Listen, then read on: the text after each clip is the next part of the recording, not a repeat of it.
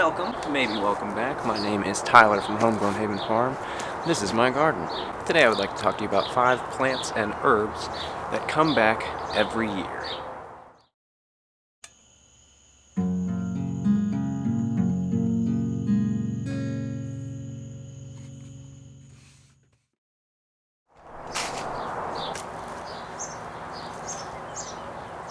So this is my herb bed.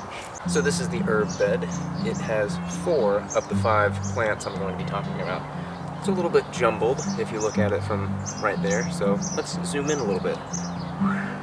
So this guy in the corner is parsley. I actually didn't realize that this was going to come back, so this was a total surprise. I'm really happy that we're going to have more of this. It's extra green and looking really good.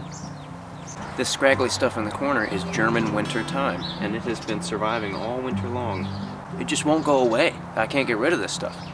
And if we look right next to it, this big fluffy stuff, this is oregano. Ooh, that smells good. That is some Italian cooking right there.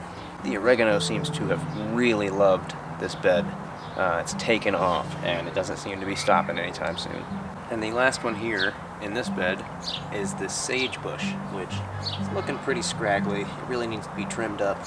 But the fact of the matter is, we don't really use that much sage, and it's looking like this because we harvested a lot of the leaves last year. But nonetheless, it is still here, still growing really good, and there's a lot of new growth on it, especially on some of these smaller limbs. So this makes the cut.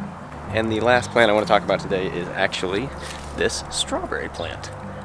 This is the same strawberry plant from like 2 years ago, and it just keeps dying and coming back and dying and coming back. If you look over here, it actually managed to spread a little stalk or seed or whatever it is.